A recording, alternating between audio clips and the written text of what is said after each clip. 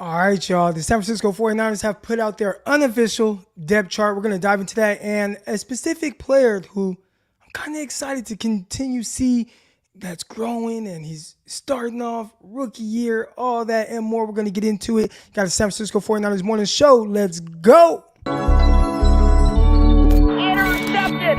It is picked off by Aaron Crocker. Over midfield, he'll run it all the way into the end zone. Touchdown. Crosstalk TV podcast. Peace.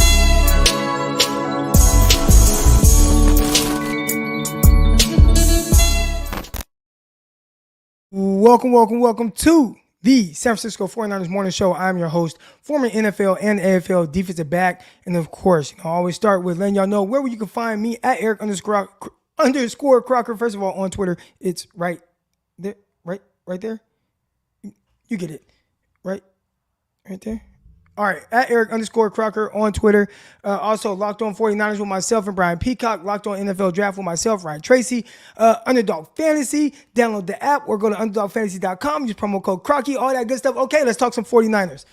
I appreciate everybody for being patient with me.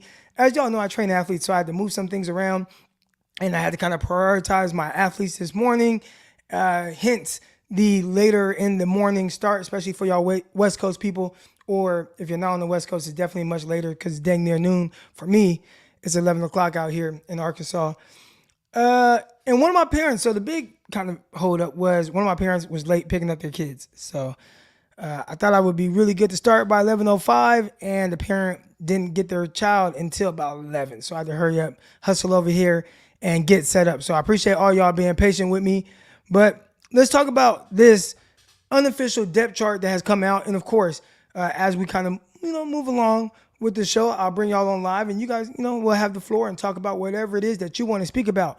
Real quick, let's get into just, mental health checks. I see the flames coming in. So if you are new to the show and you see everybody putting flames, that's what the flames are for, man. We want to make sure that everybody is feeling good. Bunch of flames right here. Adrian Garcia is feeling great.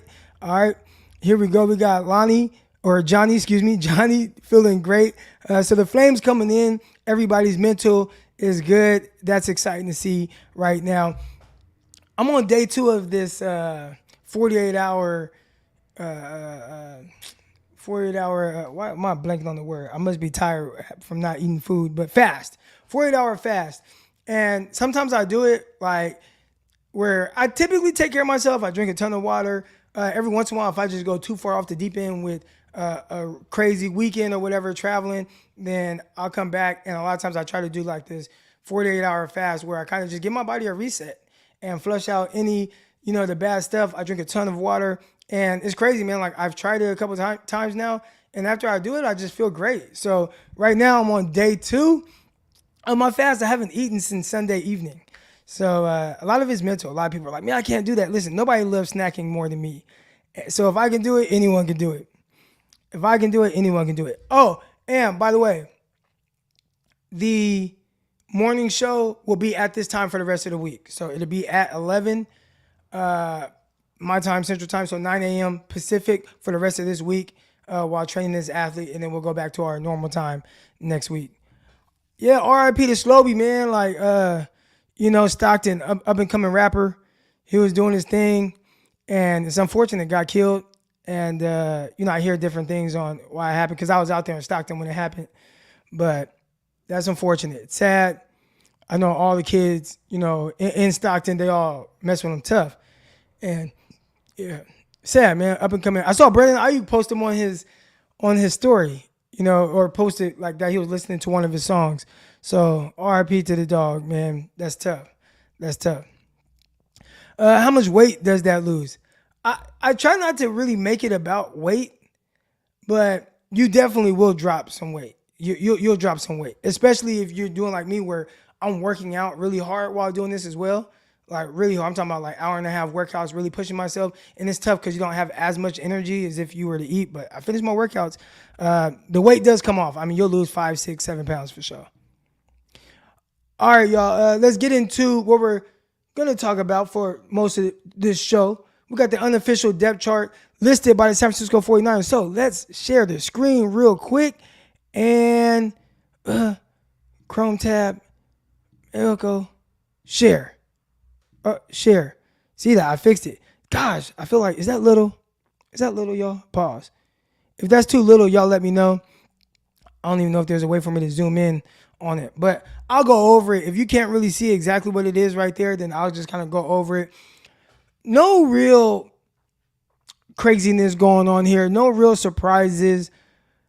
I think most of it is pretty much standard for what we've seen throughout camp. If you've been there, of course. So let's just talk about it real quick. You got your starting wide receivers, Brandon Ayuk, Deebo Samuel. Your starting quarterback, Trey Lance. Your starting fullback, Kyle Juszczyk. Your starting running back, Elijah Mitchell. Starting tight end, George Kittle. All right, those we pretty much know. Starting left tackle, Trent Williams. Starting right tackle, Mike McGlinchey. That has pretty much been the same. I mean, aside from Trey Lance, those are the same guys from last season. And obviously we know that Trey Lance is the starting quarterback. Now, where there have been changes, and originally what we came on here to talk about was Spencer Burford starting at right guard. And I actually paid attention to him. I've talked about how, I know it's too little, my bad, y'all. I'll just remove it then. All right, but I actually talked about Spencer Burford. And that's what we wanted to come on here today and talk about. And then the depth chart came out, and I'm like, oh, well, I can still tie it in. But Spencer Burford, this is a guy that played offensive tackle at UTSA. And he's definitely a legit athlete as well. He's starting at the right guard position. We just talked about him on Locked On NFL Draft last night as well, where I don't think people were really expecting that. I think everyone was expecting to see, I don't know, Brunskill or, Colton McKivitz, somebody else. But Burford stepped right in. And from my understanding, and maybe they saw something that they really liked during OTAs, which everybody says doesn't matter, but they had to find something that they like. He has taken every single first-team rep at right guard. Every first-team rep, which is complete opposite of Aaron Banks last season, where Aaron Banks wasn't even getting really any first-team reps, right? And they were trying to figure it out, and then everybody's like, it's not looking great for Aaron Banks. Well, it's looking good for Spencer Burford. Because he not only is wearing number 74, a.k.a. Joe Staley's old number, but again, all the first-team reps at right guard. That's tremendous to bring a kid along like that. And I'm not saying it was perfect. It wasn't even perfect when I was there. I thought he did well.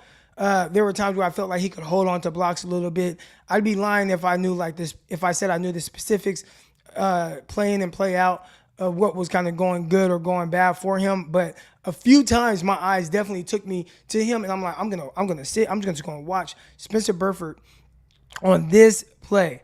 And each time I thought he did well. Could have finished blocks a little better. One time he didn't finish the block, and then the run was coming right behind him. And I'm not sure if he didn't know that or not, but you would like to see him kind of drive the guy downfield a little bit more. These are NFL players, though, so it's a little more difficult. All right, the defensive players get paid too, obviously. But seeing a rookie at right guard, a guy that played tackle in college, and them giving him all the necessary reps to mess up, improve, I think you have to be kind of excited about that. Right? If you get a long-term, what was he drafted in the 5th round, 4th round, 5th round? If you get your long-term starter at the guard position there, a guy that played tackle before, I think that's a win for the 49ers. And one thing about the 49ers, they have definitely been really good at finding some legit depth pieces later in the draft.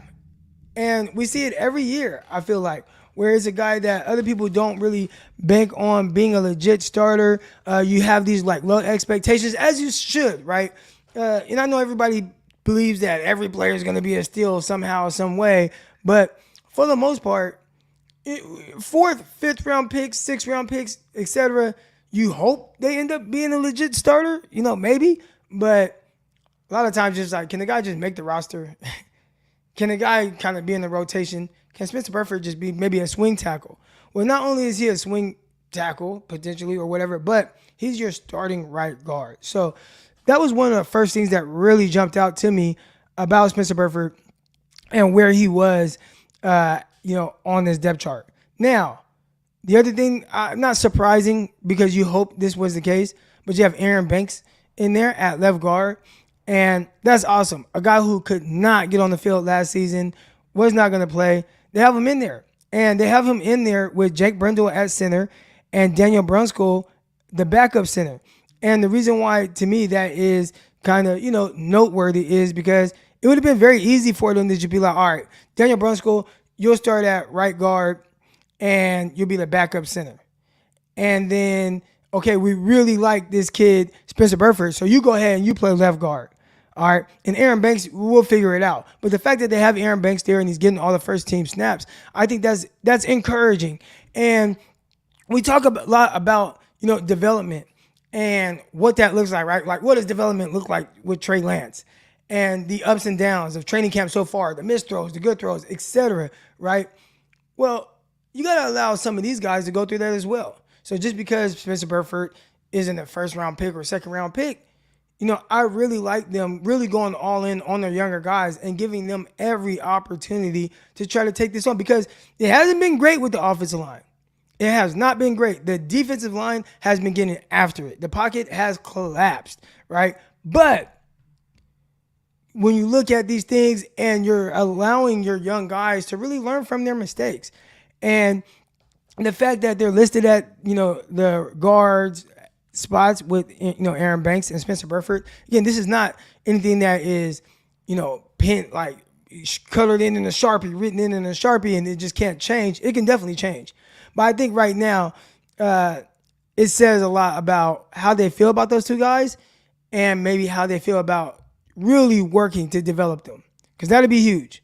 I mean, shoot, you drafted Aaron Banks second round last year. So you need him to be good. Spencer Burford, we'll see, but the fact that he's at right guard, I think that's very encouraging for him. We just saw it with Aaron Banks last year, who was a second-round pick, and he couldn't get first-team reps. So the fact that Spencer Burford is in there right now, I'd assume that means that they really like him. So that's exciting to see, and I was really excited to actually talk about Spencer Burford today. Then the depth chart came out, and I'm like, oh, man, I wanted to talk about him, and boom, I get a great opportunity to really kind of dive into not just him, but more guys on this depth chart. Anything else that's kind of a little noteworthy, I guess? Jeff Wilson Jr. listed as the second-string running back. Interesting. Again, no overreaction there, but not only is let's see. So you got Jeff Wilson listed as RB2. Now, and this is why you have to kind of, it's unofficial. When you watch the practices, Jeff Wilson was not the second running back in. It was Ty Davis-Price. Ty Davis-Price was the second running back in for the most part, at least from what I saw. Ty Davis-Price was the second running back in, and he was getting a bulk of those carries. And then you'd see like some combination of Trey Sermon, Jeff Wilson. But right now, they got, and then Jermichael Hasty, which it felt to me like Jermichael Hasty is still kind of that third down back who I'm assuming they like catching the ball out the backfield. So right now, if I had to list like the running back depth chart 1, 2, 3 based on what I saw at training camp, and again, only there 2 days, so it could be a lot different. But I would say Elijah Mitchell, Ty Davis-Price, and Jermichael Hasty. That's what it looked like to me. All right. Appreciate everybody in the chat right now. 200 of y'all. Everybody feeling good. Everybody feeling fresh. I see the flames, all that good stuff. Hit the like button. Hit the subscribe button. We're going over the depth chart right now, and I'm talking about things that are just notable. Jimmy Garoppolo listed as the 4th-string quarterback. I mean, they said he would be somewhere else come week 1. So I don't think that there's any notes to take away from that. I did not watch at all, and I wish I would have paid attention to Donovan West to see how he was doing. I think that's someone who people were trying to figure out, hey, can he compete for a starting job at the center position? And he's listed as a 3rd-string center behind Brunskill, behind Jake Brendel, who Brendel, again, is the starting center. Interesting. You got Jason Poe, who's listed as the 2nd-string left guard. A little interesting as well. And outside of that, nothing too crazy. The receiver position. And this is going to be a battle. I'm curious to see what happens with Juwan Jennings and Ray McCloud. And you know what? Hold on. We live right here. I got a DM and I forgot to check it. So let's look real quick. And it was pertaining Ray McCloud and Juwan Jennings because I was just a little confused with kind of their usage and how that whole thing is going on. Is there a chance for Ray McCloud to maybe jump Juwan Jennings? Because I think before the 49ers started training camp, I think most people would tell you, oh, dude, they got their top 3 receivers sewed up, right? Like, Deebo Samuel's out there, Ayuk is out there, and Juwan Jennings is your wide receiver 3 in your big slot. Well, watching in training camp, it was really hard. Again, just training camp. Don't want to make a big fuss of it. And we talked about this on Locked On 49ers, but it was really hard to not notice Ray McCloud and his playmaking ability and his ability to really get open. And unlike what he did in the past, which if you look at his yards per catch, it's probably the wildest thing you've ever seen. Matter of fact, I suggest y'all don't look at Ray McCloud's yards per reception because it looks wild, all right? But when you look at how he's been used in the past and then you look at how he was used in training camp, completely different than what the yards per catch would tell you. So that's why sometimes stats kind of lie. But I did ask about this battle, and let's see. In my opinion, the 3 drops are leaving the door open. He's small and elusive. I feel like they lose him at times, but the last physicality about at the line of scrimmage. All right, so the biggest thing I think to kind of take away from what I just read is the thing that's going to help Juwan Jennings the most is his physicality and his ability to block. So if you don't see Ray McCloud really out there as like this is your wide receiver 3, it's probably going to be because just not a great blocker.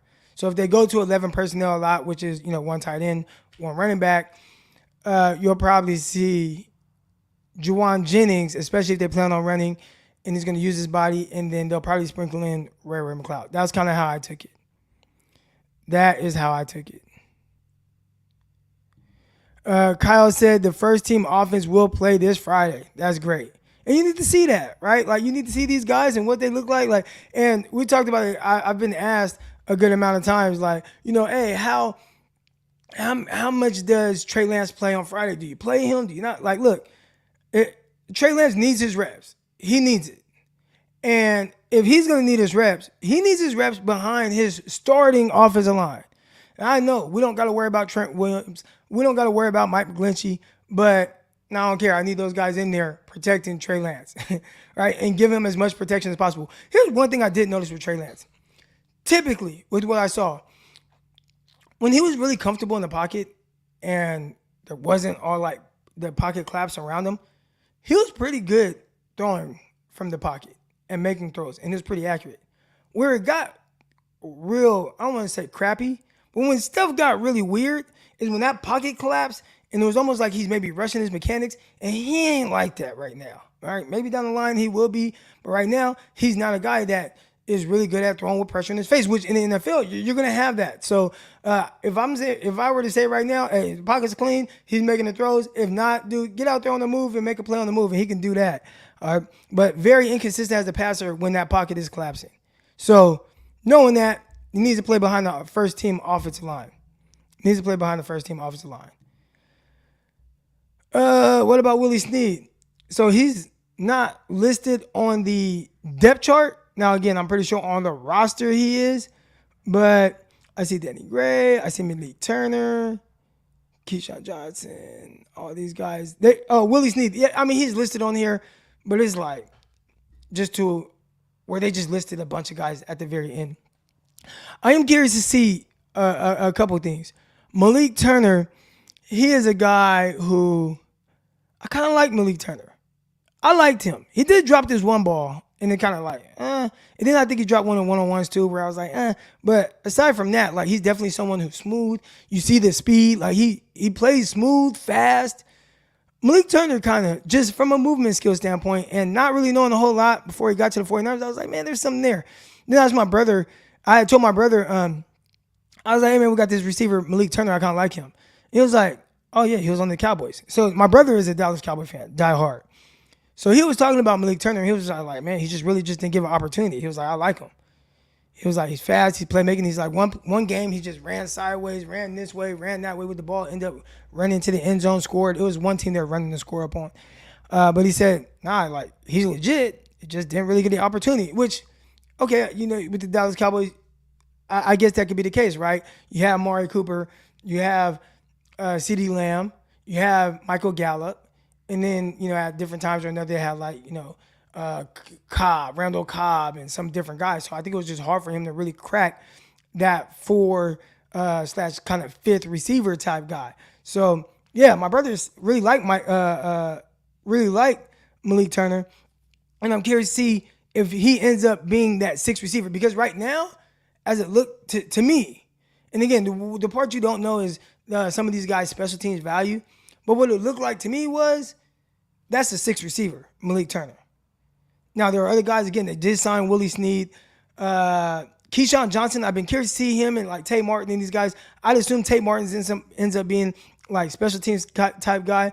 Keyshawn Johnson, maybe a veteran special teamer if nobody else picks him up after the 49ers waive him. But just looking at the opportunities that they had, I didn't see Keyshawn Johnson really get those like legit opportunities. So we'll see what happens. I think you have 5 for sure receivers, and then who's fighting for that 6th spot? I say right now, if I had to guess, Malik Turner's in the lead with that. Whoa, that's tough for the Jets. Tough for the Jets. I think he was hurt like last year, and I think he missed the year before that too. Oh, that's just tough. That is tough. That's tough. Let's get on to the defense here. All right. On the defense, I'm trying to look and see if there's anything that stands out that people aren't really expecting to see. A lot of people were wondering who would be kind of the first nickel up. And right now, it looks like it's Darqueze Dennard. Or Dennard. Dennard. All right. Dennard looks like he's the first nickel up. And I'm assuming that this is still going to be a competition between Dennard and possibly Samuel Womack. All right. Right now, Dennard is taking the lead. There was one rep, man. He had a tremendous rep in one-on-ones on Saturday where nobody could really mess with Brandon Ayuk out there in one-on-ones. I mean, he was kind of really destroying guys from what I had seen. But that first rep, and it was the first rep, he ran the route for Ayuk. It was beautiful. Undercut the corner route. I was like, golly, that was beautiful. All right, so Dennard showed some nice stuff, nice confidence. Definitely was the first guy out there with the first group defense when it came to the nickel, which the 49ers, remember, there's not a whole lot of scheming going on. You're not going to see a ton of scheming in. They'll have a game plan, though, for the game. But 49ers run a lot of 21 personnel, it felt like. So you didn't really see like a nickel out there a whole lot. But Dennard sounds like he's first up. Talanoa Hufanga, he's listed as the starting safety. It definitely feels like there's a competition between Hufanga and Tarvarius Moore. So we'll see what comes from that. Anything else that's notable about the roster or depth chart, excuse me.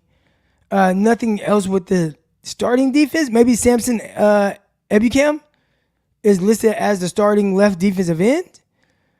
And then you have guys behind him, Drake Jackson. And on the other side behind Nick Bosa, you have Charles Omenihu. So really good depth from those guys. I really like seeing Kevin Givens out there. I think Kevin Givens is probably one of the more underrated guys. Let's see, Kerry Hyder, Kimiko Toure, like listed as like the last defensive end. Him and Alex Barrett. But nothing too notable outside of that. You got the cornerback positions. Looks like Emmanuel Mosley and Travis Ward, of course. And then you have Dante Johnson, Ambry Thomas. And somebody on Twitter was like, talk about Dante Johnson, a.k.a. 9 Lives, right? They're saying he got 9 lives like a cat. But Dante Johnson. And then you have Diamador Lenore and Tariq Castro Fields. Now, Diamador Lenore, we'll see if he actually ends up being out there before Dante Johnson. I'm curious to see that. I did see something that said that he was the first corner up when Emmanuel Mosley had a rest day. So rest day for Mosley, I believe it was, and Diamador Lenore was out there. All right, here we go. Croc, the presser is now. Trey will only play in preseason games 1 and 3. Kyle said he will focus on observing the rookies. I like it. And I like this. And again, those are big, right? Those are big. That's interesting. I think coaches are trying to figure out how to work around this 3-game preseason thing. So it's like I know why he doesn't have to play them in preseason too, because they'll be in Minnesota and they get to practice against these opposing teams. So they're probably assuming, since we got the joint practice going on, that's pretty much like a game. And it will be very intense like a game. So it's like this is more of a game type situation setting. We don't need him to play in that game. I was talking concern over Lance yesterday, Crocker. What do you think? I don't know. Concern. Okay. I'd say that he needs to improve. All right. I'm trying to figure out how to word this. He needs to improve because the consistency isn't there. You can watch him and see him do a lot of things very well. He can make all the throws, but just the consistency is lacking. So I guess I would say, as a pure passer, there is a quote unquote concern, but I don't know if I would use the word concern. I just look at maybe where he's at in his development, and then it's just like, all right, well, how do you improve on those things? So that's just how I look at it more so, but I should be having my QB show tonight with Greg Pinelli. We'll talk more about that. But I'd say, as a pure passer, right, if you just want him to be this drop back passer, it is hit and miss. As a playmaker, the ability is there. So how do you marry kind of the two? Concern, I don't know if I would go that strong with that word, but he needs to improve as a passer. That's for sure. That's for sure. And it sounds like, well, he just needs a lot of reps, etc. But yeah, I think between that, probably cleaning up some stuff with the technique. And again, I don't know much about that stuff, so I'll talk about it with Greg Pinelli tonight. But this is a development process. And I think the tough thing is not truly knowing, or maybe knowing, what it looks like right now in his first year as a starter. And then, not being able to see down the line, right? Because he could improve on these things, or he might not. And if he doesn't, then yeah, he's probably not a good quarterback like that. Maybe his floor could be a little high and whatnot. But I think you're banking on the person, him improving, and there just being that development process. That's what you're banking on. That's what you're banking on. So I would be more concerned if year 3, his training camp looks like this year, where he's getting all the first team reps and you're still like, it just doesn't feel like he has command of everything that's going on. Then I would be concerned. But right now it's like, is it just a learning process? It's just a part of the development process. Those are things, I just don't know. Who's starting at safety beside Ward? Right now they have it, and I appreciate the contribution. Right now they have Hufanga listed as the starter next to Ward, but also I did see Tarvarius Moore getting reps as well. Here we go. And again, appreciate the contribution. And we'll get into more of these. I'll still continue to kind of dive into some of these questions. Right now, here's your chance to come on live and speak your mind. We've got almost 300 people in here. Hit the like button, hit the subscribe button, all that good stuff. You know what to do. All right. But let's see. There was a question I definitely wanted. Okay, right here. So if the offensive line was more consistently better, do you think Trey would be more consistently better? I think that his efficiency numbers would be better. How much better? I don't know, right? But I look at it. The 2 days I saw him, he was good. The day I wasn't there, Sunday, he was bad. And then, by the way, you didn't have your starting right tackles in there, so how much did that hurt him? Again, I don't know. I don't know. Heard on his interception, it was like, I think it was Amenahu got back there really quick, flustered him or whatever, and then he threw the ball and he threw it right to Fred Warner. Right? So I would assume he would be better, but again, you just don't know. You just don't know. The 49ers are bored clowns. Y'all can't beat the Rams. Wait. The 49ers are bored clowns. Y'all can't. You just say the 49ers can't beat the Rams?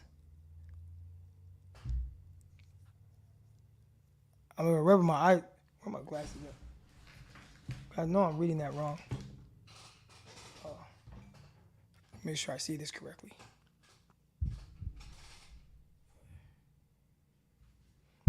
It did say what I thought it said.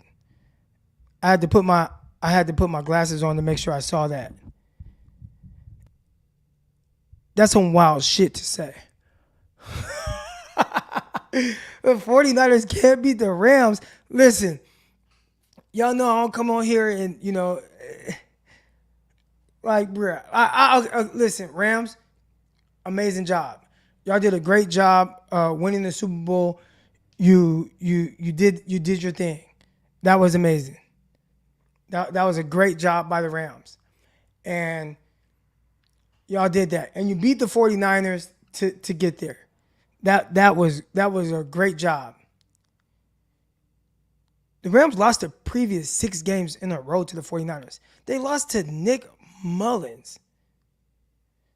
Like they lost one time to the 49ers when Jimmy Garoppolo's average depth of target was like 2 yards.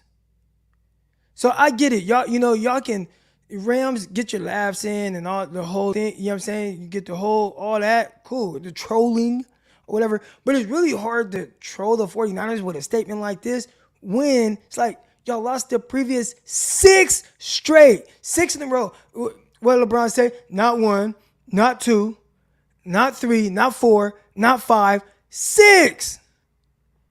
6. Come on, man. What are we talking about? Let's talk football. Here we go. Got somebody coming in live right now. Here we go. We got my guy Keyshawn. Keyshawn, good morning, bro. What's good? Oh, man, chilling. How you doing today? Good.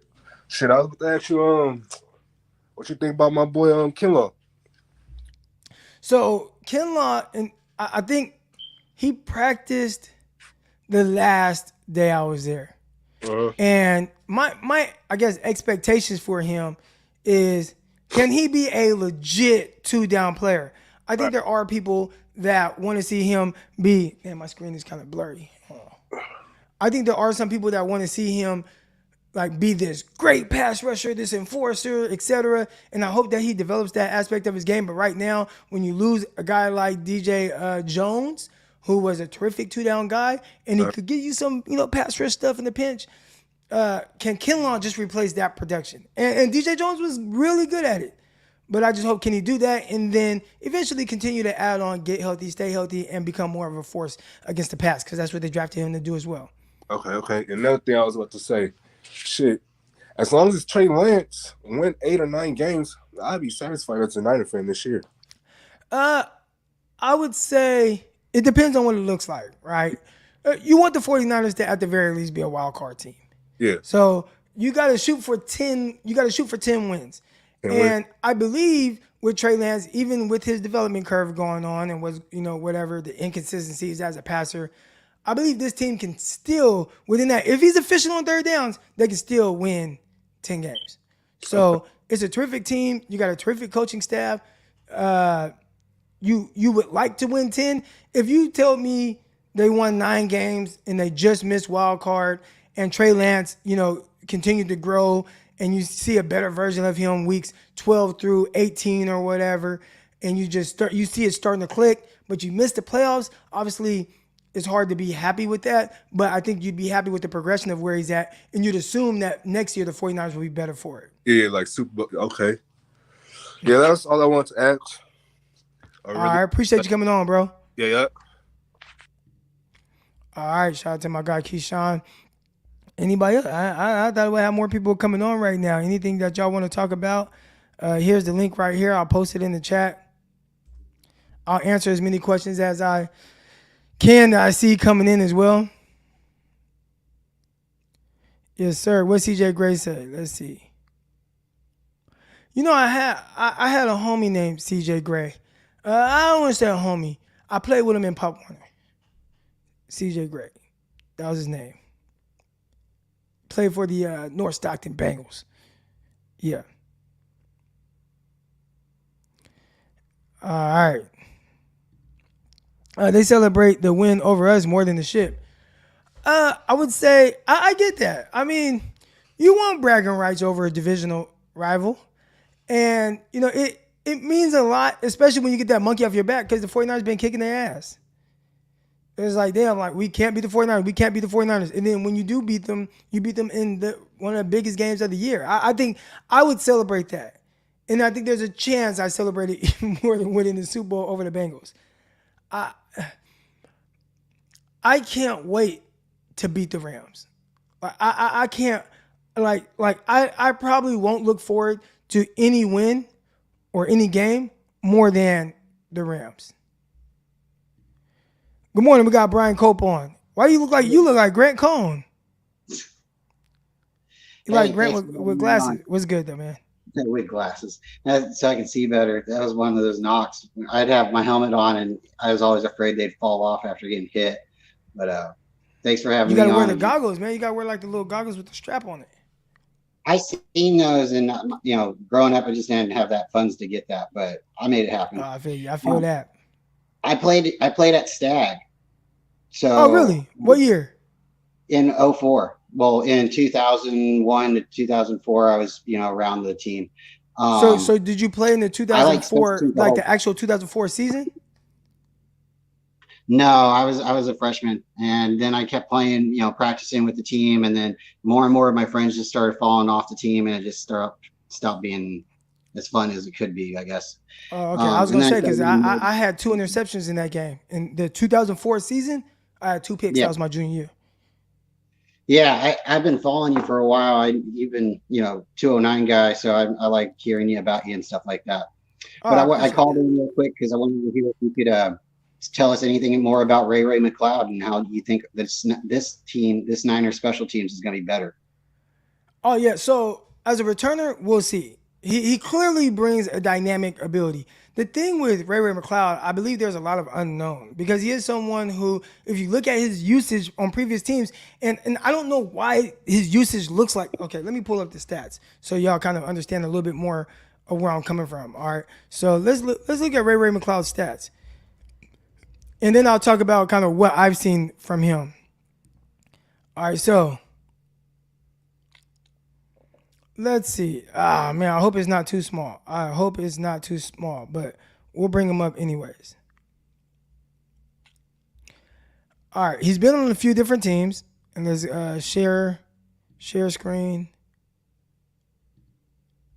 Because I know we had that block punt against the Packers last year, and for that was like the only big highlight of our season last year.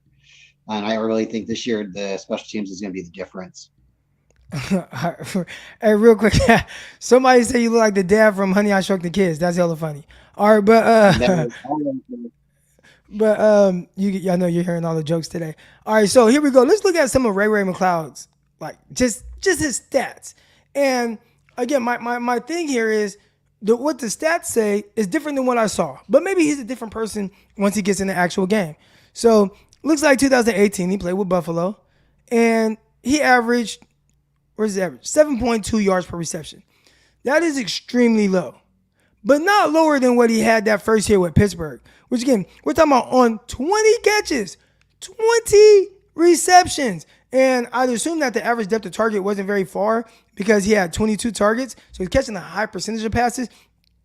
I've never seen someone catch 20 passes for 77 yards. He averaged 3.8 yards per reception. Not rush, per reception. That's wild. All right. And then last year, he got a bunch of passes, 39 receptions. Like, that's good. He got 39 receptions for 277 yards, 7.1 yards per reception. So we're talking about somebody who for his career has averaged 6.1 yards per reception. That's really a wild stat to me. That's wild. I've never seen anything like that. I have never seen an average yards per reception as low as his.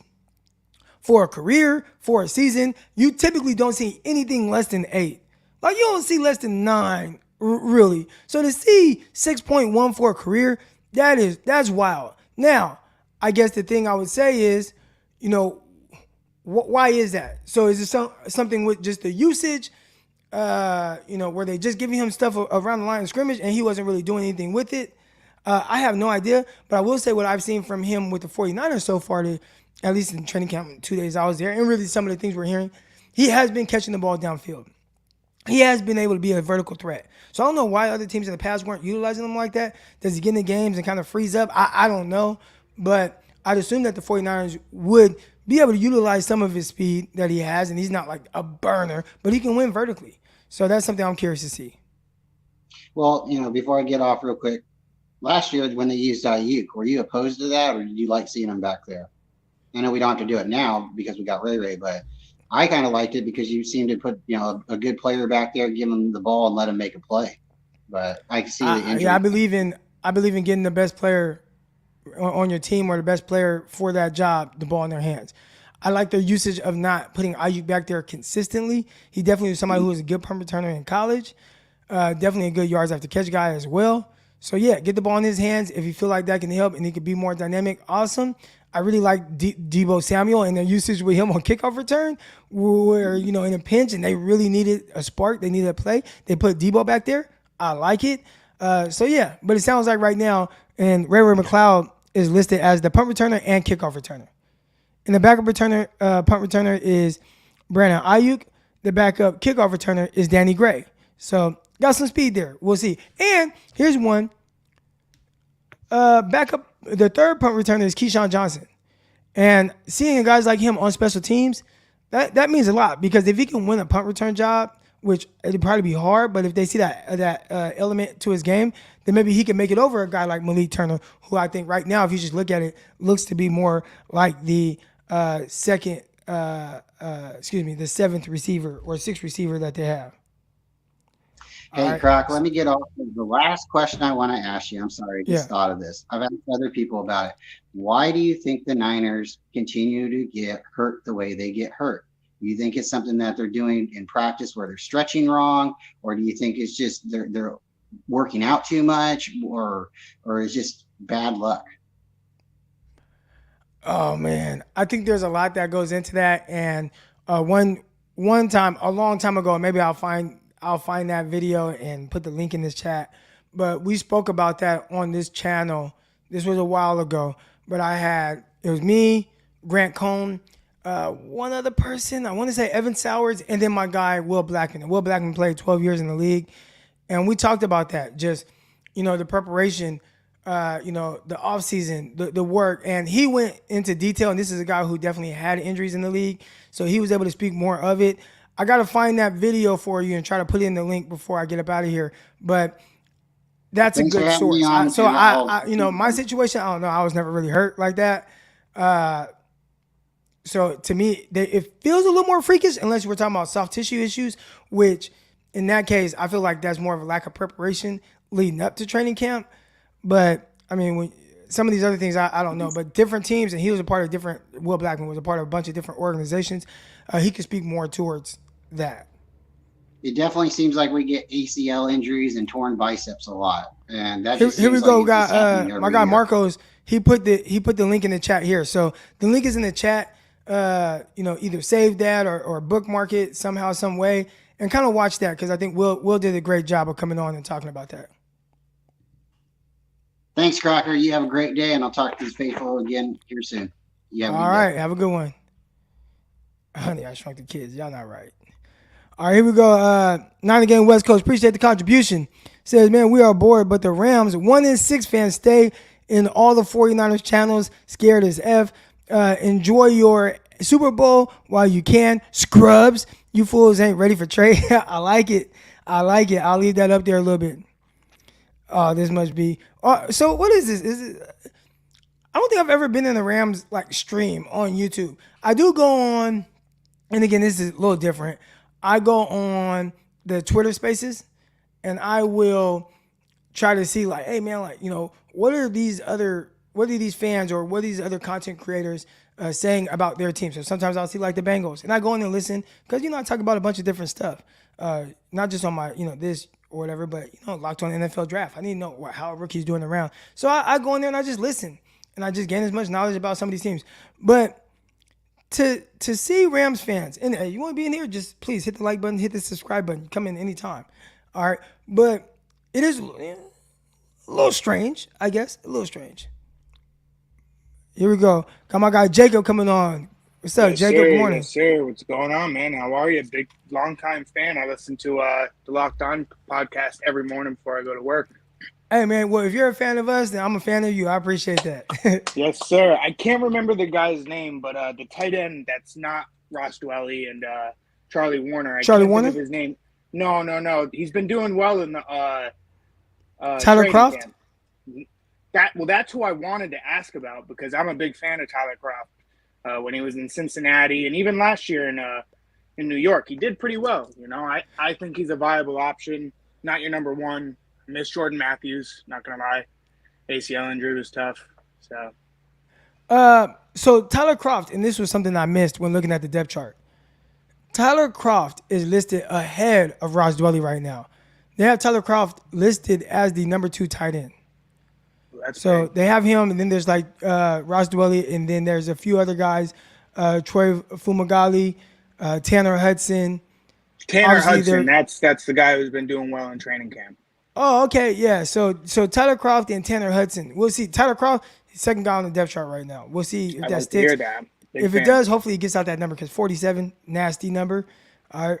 And it's like hard to take a tight end serious with number 47. Even though Delaney Walker wore number 46 and he was like clean with it. But anyways, I'm hoping that this year we can get I think it's over a decade we haven't seen a season of receivers having a trio of receivers having over 1,000 yards. I think Deebo can do it. I think Ayuk can do it, and I think Kittle can do it this year. so did Kittle you just needs guys help. kind of discuss that on Locked On last night?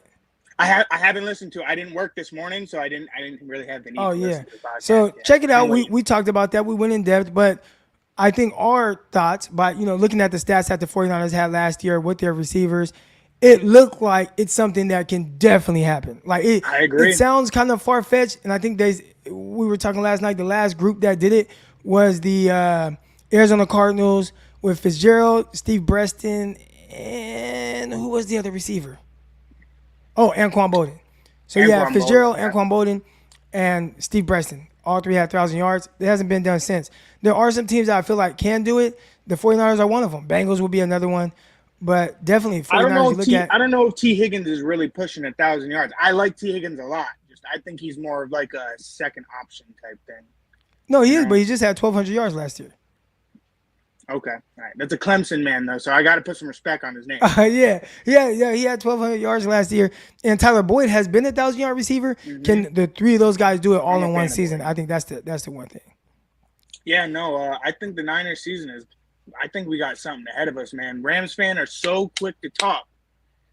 They got to look crazy, at that yeah. record, man. They're so quick You to know, talk, man. They Humble got talk is they got best talk. the bragging rights right now, so I think we just kind of have to accept it for what it is. But when you say something wild like that dude said, was like 49ers can't beat the Rams, it's like, bro, what?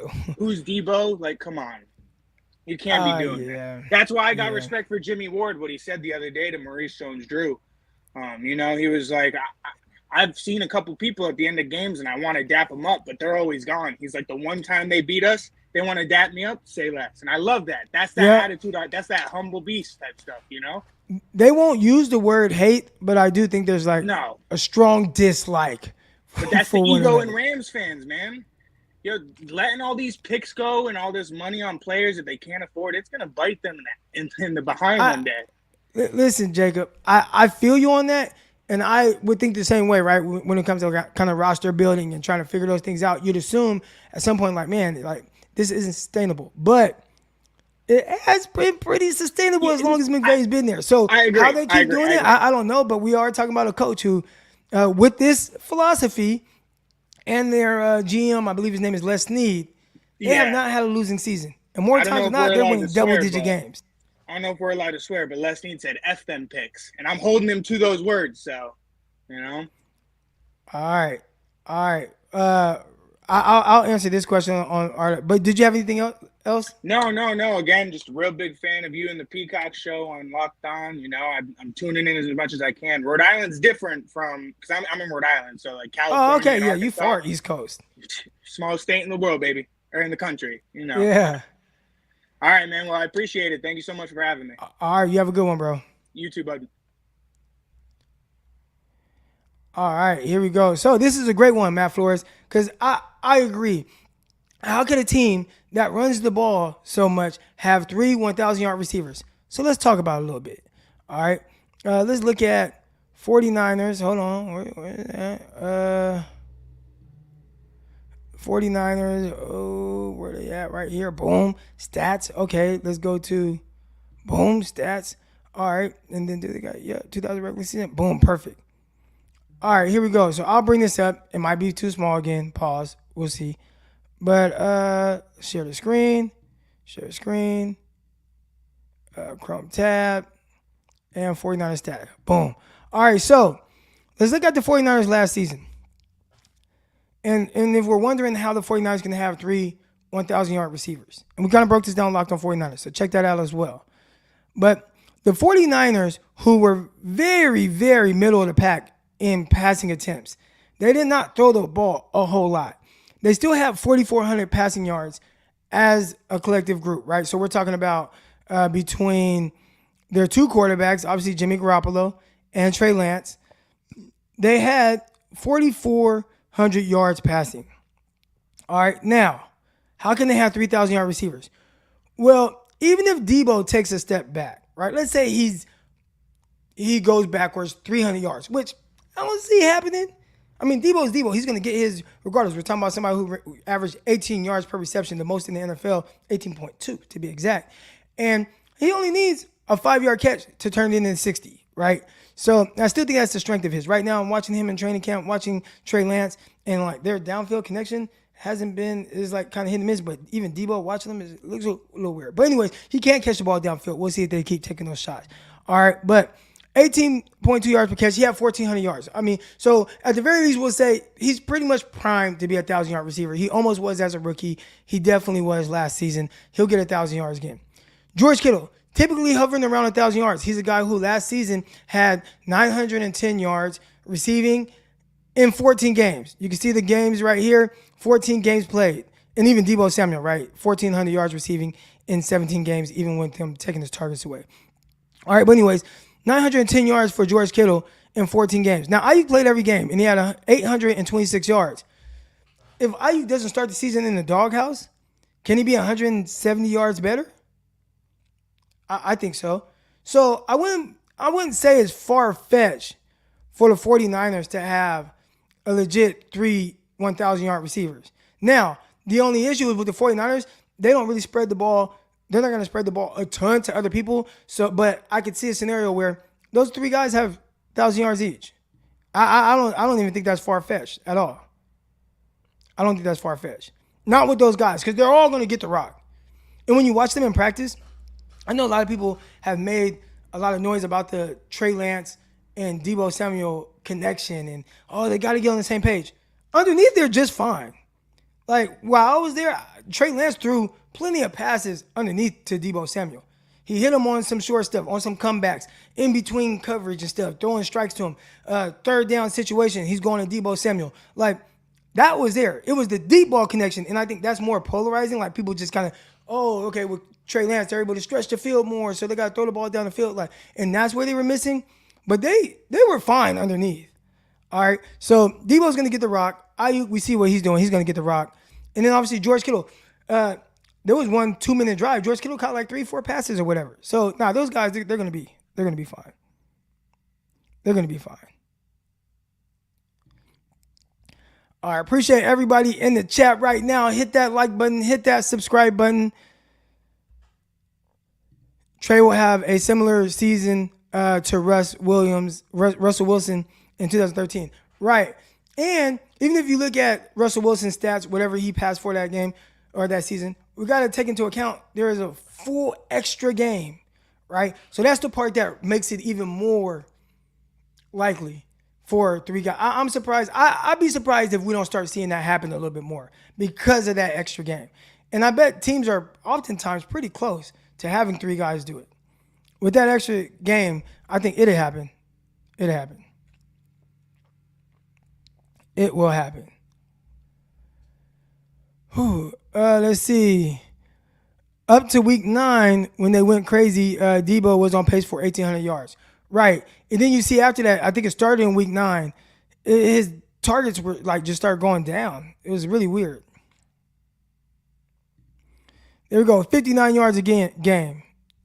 That's what I'm saying. Like, I'd assume that they would average 59 yards per game. Now, that's saying that, they have a couple 100-yard games, a couple 70-yard games. Maybe they have a game where they only get 30 yards, etc. But I'd assume that over a season, those guys, they'll average 59 yards a game. I can see that. How many design runs per game will Shanahan call for Deebo on average? Any thoughts? Well, it sounds like he definitely wants to utilize that, and I think 49ers are better when you just put the ball in Deebo Samuel's hands, whether it's out of the backfield or short passes, screens, slants, digs, crossers, etc. That climb over route is good with that stuff.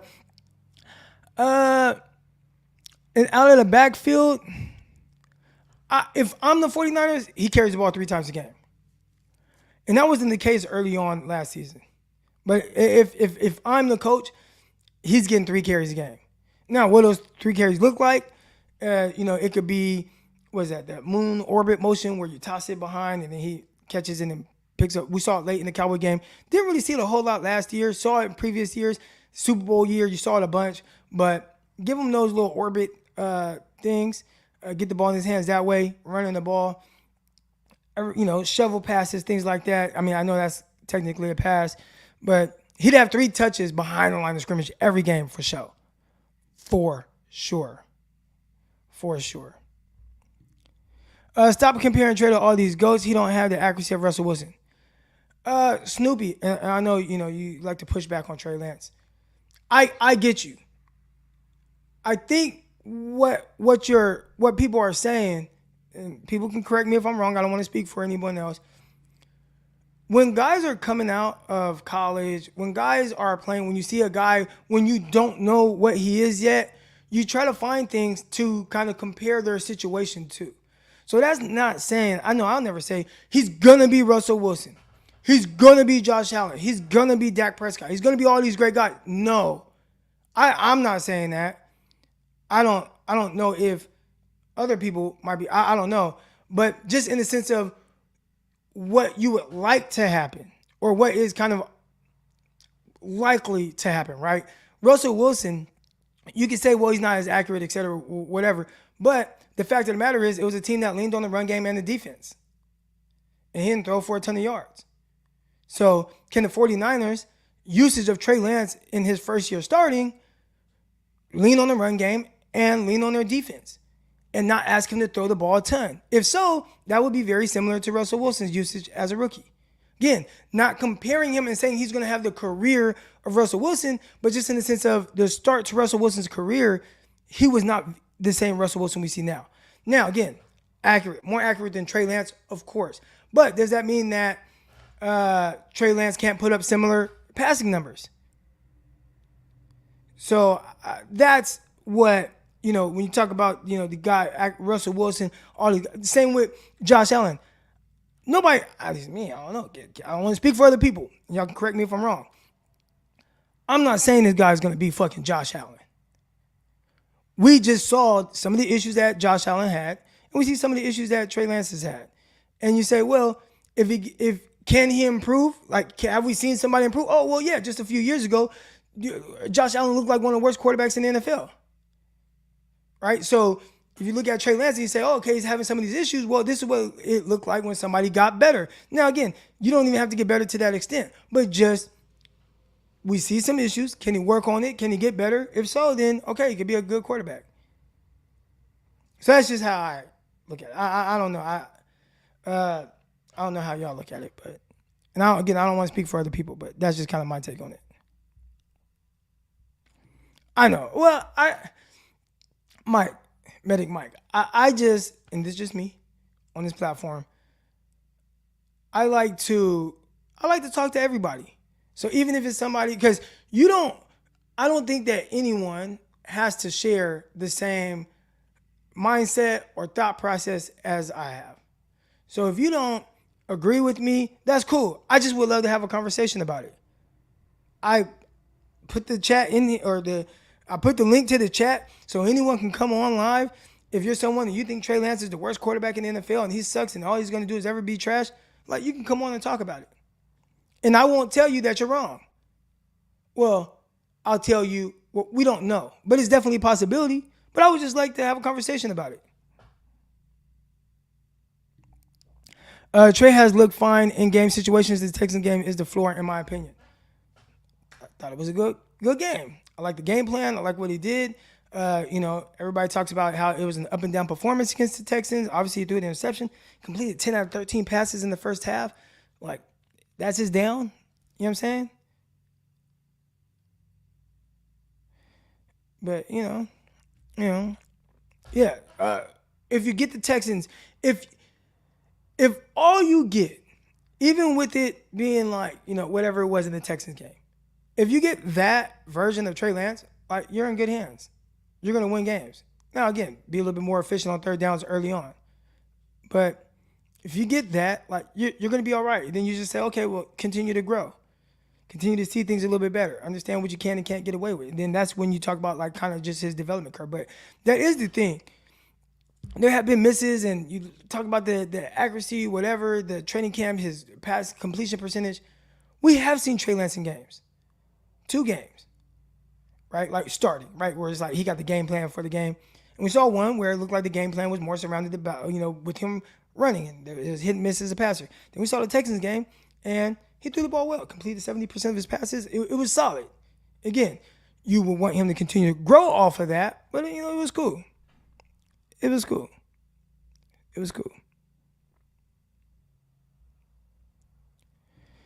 Trey Lance is the worst QB in the Niners. Bring Seffield in. There we go. That's better, right? They'd like to hear that, Marcos.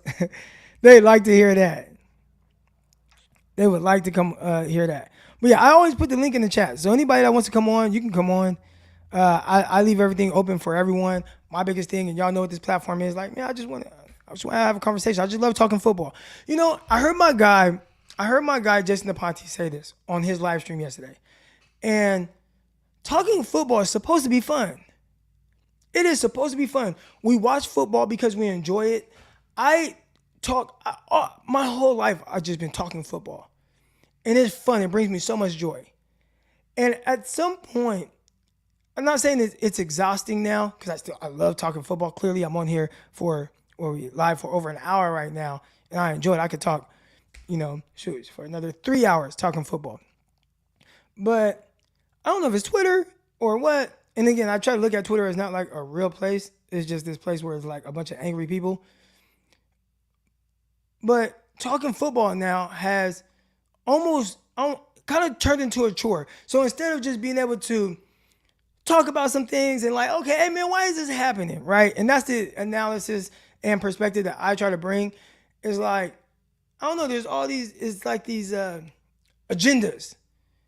The conversations now, not on this show, but, are so agenda driven. They are so agenda driven. Here's the link in the chat right now. I hit that. So go ahead, come on live. But yeah, man, like, and I don't have an agenda. I talk about what I see. And I guess sometimes when I talk about what I see, it comes off as if I'm trying to push a certain agenda, but I promise you I'm not. Here we go, guys. CJ coming on. CJ, good morning. How you doing, man? Uh-oh, can't hear you. Are you muted? Oh, okay, I got you now. Yeah, I was muted. So how you doing, man? Oh, man, I'm chilling, man. I'm having a great day. Talking with y'all.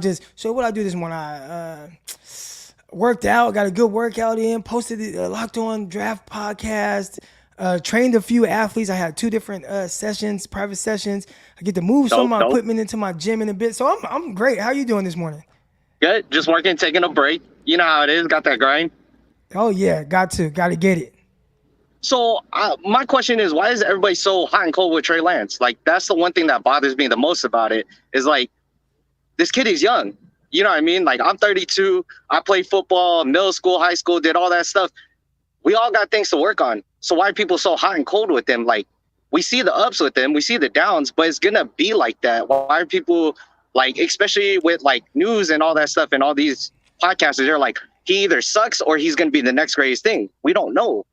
But how do you feel about that? Like, why are people like that? I think a lot of it is one, you just have content creators and they have to drive conversation or clicks. And so there's that aspect of it. There's another aspect of people that truly believe he sucks. And that's their opinion. That's great. Like, my thing is, I never, and again, Trey Lance could very well be ass and never improve and be the trashiest quarterback in 49ers history. That can be something that happens, right? Yeah, but, absolutely. It's happened how many times already? Right. And most likely, when you draft a quarterback high, you most likely it doesn't turn out the way you want, right? Right. So there is that scenario. With me, I'm banking on his mentality, his mindset, his work ethic, etc., to continue to improve. But with any player, whether I think he's good coming out or not or whatever, like, I do not know what this guy will be. Yeah. And I think a lot of people, they hang their hat on saying what someone will be and then needing to clutch on everything that points in that direction. So I think that's why you see some people who are really hot because this is what they really want, or people are cold because it's like, well, this is what I thought, and I'm going to continue to hang on that. And then, you know, of course, they'll have no issue saying that they were wrong, most people, you know, but I think that's why. Yeah, that makes sense. I mean, like, I'm super high on him just for the fact of the way the kid acts. Well, even though he's not a kid, but the way he acts, like the way he carries himself, he knows he has stuff to work on and he tries to work on it every single day. Like when Grant Cohn was like doing the slow-mo with his ball, that shit was funny, but like with the slow-mo, how it wobbles, I'm like, yo, how many people have a wobble in their ball, but you got great receivers who can catch it? Like, look at George Kittle in that 2-minute drill. He was killing it. Yeah. So why is it such a big thing with that? Like, you train athletes, right? Right. And so you see them from beginning to when they stop training with you and the development. Like, how do you think Trey Lance's development is then? Wait, repeat that last part. Like, because you know how you train athletes? Like, with Trey Lance this year it's going to be a huge amount of development because it's his first time starting. How do you think his development is going so far right now? Is it trending in the right direction? I know there's some things that I've seen because I watch your guys' channel, like you, Grant, Jason Aponte, all of that stuff, and you guys, you know, point things out here and there. What's your what you've seen personally since going to practice? I'd say that he has shown me that he has the ability to be everything that people believe he can be. Mm-hmm. He just has to be more consistent. So what goes into him being more consistent, and can he actually do it? That's the biggest thing. But I'm not like discouraged that he can't do certain things because I've seen him do it all. Right. Yeah. So just how do you get that consistency? You know, I see him make some great throws, layer throws, in between coverage, deep throws, etc. He's done it all. Now, can you be and some high level stuff too? Not just like, oh, like, well, any quarterback can do this or that. Like, no, he's done some really high level stuff. Falling back, flicking it, like he's done some good stuff. So how do you be more consistent with that? So that, I guess, that's my main takeaway. Do you think it's his play with Shanahan's play calling during practice, or is it more on him, do you think? Because you know how, like, they're going to try some things that they're probably not going to do so much in game. Do you think that has a lot to do with it too? Is that they're just testing the waters and see what's great for him throw-wise? Yeah, I mean, that's one thing. I mean, there were some times where I just saw him miss. I remember on the day that he had the 2-minute drill. Were you there? No, I live in Portland, Oregon, so it's PDX. I'm far enough away. All right, so like he missed this out throw one time, and like to me, like that's on him, right? Yeah, it's like just hit the deep out, and he's hit it before, but that's what I talk about with the inconsistency, where sometimes I see him and he's in rhythm and it looks great. Other times like that, it's like, oh man, how you missed that throw, right? So what goes into being more consistent as a passer? And I think this is something that would be a process that's not just 2022. Yeah. Right.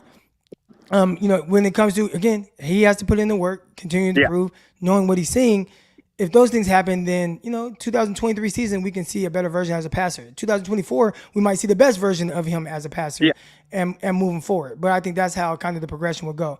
You know, I've watched enough guys and seen some things, again, guys with like high level ability where you can get by with not having a high completion percentage.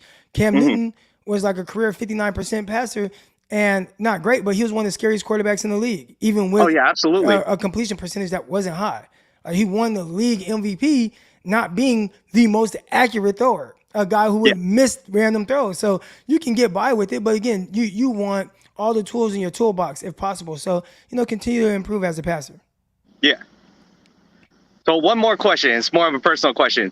Let's say you were getting drafted into NFL again. I know you went to the Jets. What team would you have liked to go to, other than the Niners? Because obviously we fans, but. Oh, that's a good one. I mean, when you're in that situation, it kind of removes like the fandom of it all, and it's really more so about the scheme. So, what scheme would it fit me at that time, right? Yeah. I think that's more like it. And I'd probably say like Seattle Seahawks. Really? Yeah.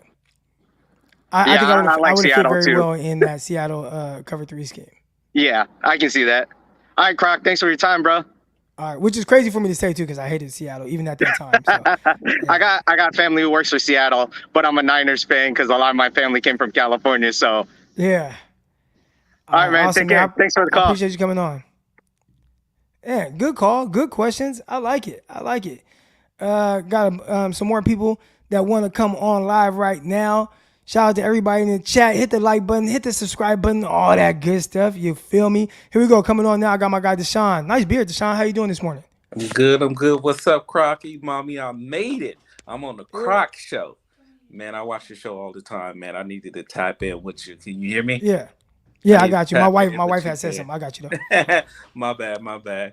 Hey, I just want to say, man, I appreciate you, man, for coming out here, man, and giving us something to look at that's quality, man. I definitely respect your opinion, bro. I appreciate that, and I appreciate your beer too, man. That's really nice beer. I envy that. Yeah. Man, I've been sitting here, man. I've been watching people comments, man. It's been crazy, man. I don't know how. It's crazy how nowadays the way football is covered. Like before, all this negativeness about practice and stuff like that, you can't go back and see Steve Young's practices and how bad he was, his completion percentage. Yeah.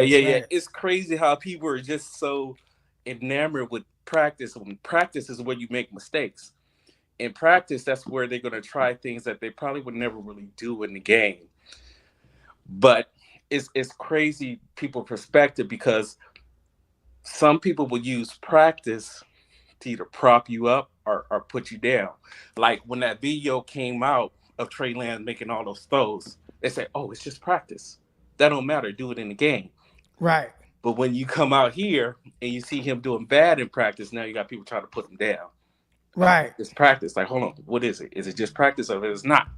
What are we talking about? It's whatever fits their agenda. Mm-hmm. Have you seen any other reports on Patrick Mahomes, his first year kind of heading into that starting season? Did you see those reports? They were horrible, but it's okay. It's right. Okay. So I'll try to find it. Go ahead, keep talking. I'm looking through because somebody tagged me in it, but essentially, it sounded a lot like some of the reports on Trey Lance. And that's not to say that, again, I already have somebody like, stop comparing Trey Lance to the GOATs, right? And we see what Mahomes is. But when Mahomes was going through that as a first-year starter in his first training camp as a guy, he was not the Mahomes that we see today. He wasn't viewed as that, right? Like, he had to ball out to get there. And it just goes to show that there just can be a process with this. And there could be a process that you have to go through where you just go through ups and downs. I was reading it last night, and I'm like, your mindset. Yeah. Like some people are builders. They enjoy the process of laying down the concrete, digging up, and building this home. Some people just like to stay in there. So people will then look at the finished product of a Russell Wilson, a Patrick Mahomes, a Tom Brady, and they forget the work that they put in to get there. None of these players came out being that. None of these players came out doing what they were doing. They had all these players had evidence or things they did that made you believe that they can possibly get there. Now, if you sit there and with a great eye or a objective eye and sit back and you look at Trey Lance, you can see glimpse of hope that say he may be able to get there. So every time you compare someone to someone, you're not saying that this guy's career is going to turn out exactly like that. But watch this. Kobe Bryant was compared to Michael Jordan. He never reached the whole Michael stage, but would anybody be sneezing to have Kobe Bryant's career? Is that anything to sneeze at? No. So when you say, hey, he's Patrick Mahomes, even if he doesn't end up Patrick Mahomes and he's somewhere near that, I'm satisfied with a Russell Wilson. I'm satisfied with a Josh Allen. We can't, as Niner fans, we gonna listen. Let the kid grow. That's all I'm gonna say. Let the kid grow. Let's enjoy the process. You know what I'm saying? Let's get out here and let's just have a good time, man. I hope to see all you guys at the game. I don't know what's the first game you going to, Crocky? Chicago. I'm there. Chicago, the home game, first home game. That's the first away game. Mm-hmm. That's the first game of the season. Okay, I'm talking about the first home game you're going to. I don't really plan on because I plan on going to so many away games. I don't really plan on going to home games. And I got a nice little setup, and I kind of want to enjoy it during football season at some point. You know what I'm saying? So I just plan, but I'm pretty sure I'll catch one home game. I'm just not sure yet which one. Okay, I'm gonna watch out for you, man. When you say you're going to come into a home game, man. Oh yeah, I appreciate that. We'll link up. Hey, so shout out to the Niners Nation, man. Y'all be cool, man. I appreciate you for even letting me on this. And just remember, Mama made it. I done got the Crocky show. Oh man, come on. I'm big now. I'm feeling colossal. I'm feeling like I'm just the man now. Shout out to y'all, man. Listen, I appreciate the love, bro. Y'all have a nice day, man. Thank you, Crocky. All right. Shout out to him. I got a few people waiting. Finna get to that. Real quick, I wanted to read this. All right. So, again, if you're hearing things out of San Francisco and you're discouraged and you want to know, like, is this normal? Do other people go through similar things? All right. I'm sharing this screen now. So, can y'all see it? I pretty much tried to zoom in and we'll see. So, here we go. We got Patrick Mahomes. New Chiefs quarterback. Patrick Mahomes has, and this is the ESPN one. This is not even the other one I wrote, but new Chiefs quarterback Patrick Mahomes has 7 INTs in 6 practices. All right. Patrick Mahomes made a choice early in Wednesday's training camp practice that Kansas City Chiefs quarterback immediately regretted. With this offense close to the goal line, this is not the one I wanted to read. There's another one. But anyways, this one, I mean, it talks about some of the struggles, but he had a few hiccups today, offensive coordinator Eric Bieniemy said, but that's part of the process. When you are young, you need those hiccups because they become valuable lessons. Would we like for him to be perfect? Yes. We'd like for him to have the highest quarterback rating ever. He just needs to be poised under pressure, which I talked about with Trey Lance, where I was like, under pressure, it can get a little skittish. Mahomes, who only played in one game last season as a rookie, is also making his share of big plays at practice, which we've seen from Trey Lance as well. But dealing with interceptions is something new for the Chiefs, who had conservative Alex Smith. Mahomes made another error Wednesday, once calling the wrong play in the huddle. As a result, his receivers were running routes he wasn't expecting, and he threw an interception. That's another mistake Smith rarely made, if ever. And it kind of goes on. All right, but that wasn't the one. There's another one. But again, when you read that, and again, there's this other one that really goes a little bit more into detail with a lot of his struggles that he was having and accuracy issues he was having in training camp. It sounds like, and you hear Eric Bieniemy like, man, the hiccups are part of the process. And I think with Trey Lance, that's why Kyle Shanahan was like, man, I hope the fan base is patient with him because a lot of these things are going to be part of the process. All right, here we go. I got Legs Gaming coming on. Good morning, bro. What's up, bro? How you doing? Oh, I'm doing good. How are you doing today? I'm good. Working on my hands and knees. Yeah, man, I feel that. Pause. Yeah. Yeah, no, it's all good. I'm demoing the Cal State Monterey dorm rooms. Monterey. But, Monterey Bay. So I just wanted to ask a question. I was thinking, remember I said the 4,500 yards yesterday for Lance. How many yards do you think he could average a game, roughly? Passing, if I had to guess, I'd say about like average per game, 220. 220? So that's over a 4,000 a year quarterback right there, right? Because 4,500 breaks down over 17 games at 264 yards a game. So I think 264. All right, so we'll see. I'm pulling my over 17 games. That's if he plays 17 games. All right, so 17 times, and that what did I say? You said 221. Oh, okay, hold on. 221 times 17. That's 3,700. 37? Yeah. Well, okay, because I did 45 divided by 17, and it was 264. So I guess that 30 yards makes a difference. So even then, if you told me he threw for 3,700 yards his first year starting in a year where they probably don't have everything at their disposal with him as a passer, I'd say, all right, I'll take that. I can see a scenario where he throws for more. I'd say if he throws for more, that's a bad thing, because I don't think they want to throw a ton right now with him. And the more he throws, which we saw like in the Seahawks game, right, where he had to throw a ton and he threw like damn near 200 yards and a half, but that was because they had to come from behind. So I think they would ideally like to keep it around 23 to 25 attempts per game. Yeah. All right. Well, yeah, I got to get back to work, man. All right. Appreciate you calling in. Later. Here we go. Shout out to Double B Studio for the contribution. Here he said, at this point, teams are sitting back looking at their roster saying, what do we need? Free agents are getting signed, but not Jimmy. Do you think he'll be on the roster until the trade deadline? No, I think Jimmy Garoppolo will be released if he's still on the team by week 1. They're not going to keep him on the roster and keep him on that salary. Now, there is a chance that they release him, does he clear waivers or whatever he has to clear, nobody picks him up, and then, they sign him for cheaper as a backup. There's an opportunity for that if nobody bites. But I'd assume a team will get him again. But if they don't, I think that's a scenario there where I'd see the 49ers bring him back for, say, $10 million a year as opposed to 27. Here we go. Coming up next, I got my guy, TG 49er. Good morning. How you doing? All right, man. Pretty good, man. Again, man, I'm going to echo the same sentiment, man. Thank you for what you do, man, allowing us regular folks to get out here and express ourselves. Man, I'm a regular folk too, man. Hey, but you're doing big things, Croc. You're doing big things, man.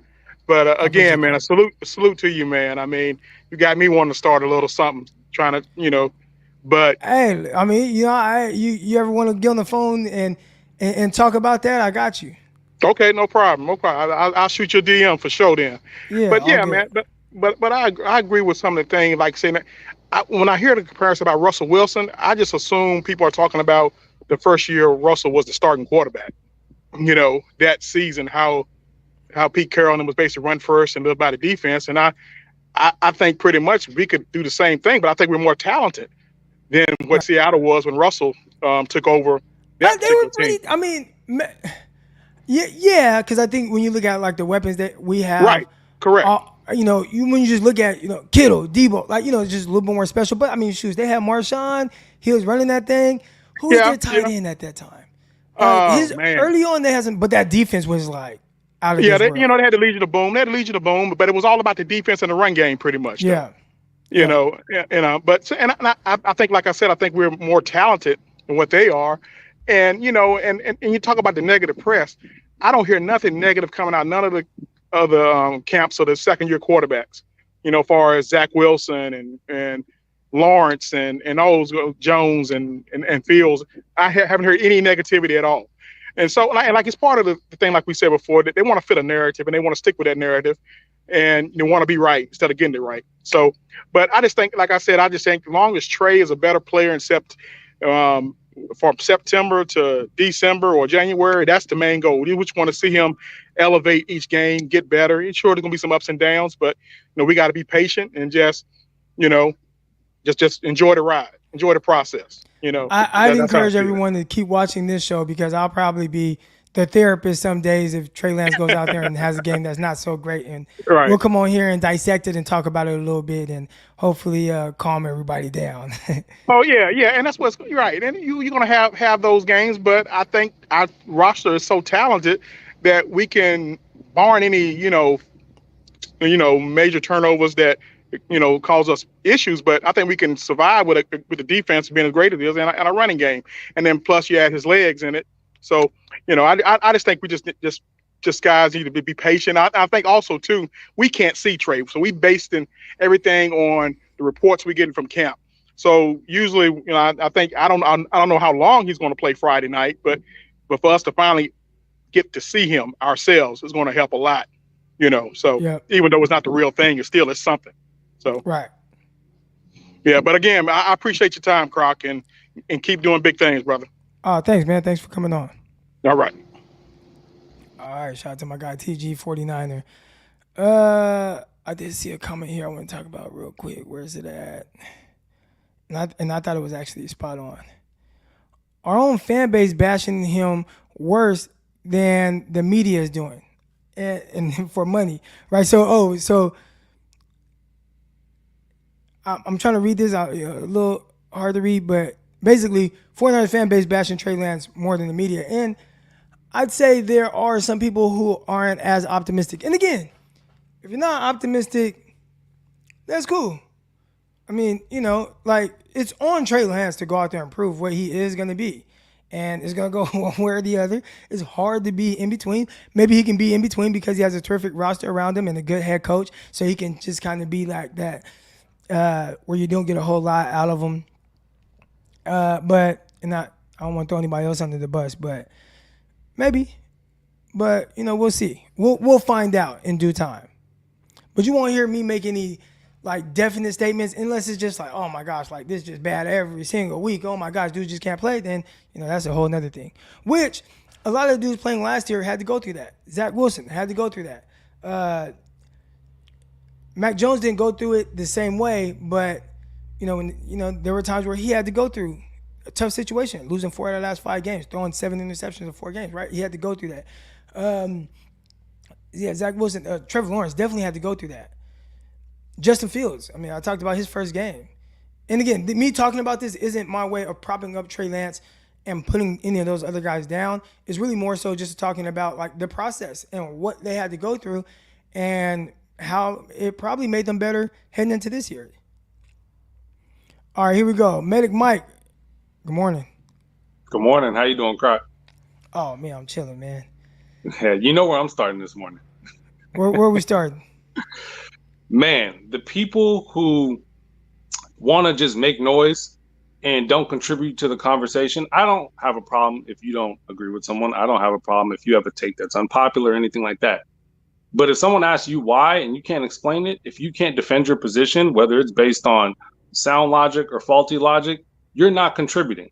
You're just sitting there making noise. Now, in light of saying that, maybe I was a little quick to judgment, so I'm going to say Snoopy.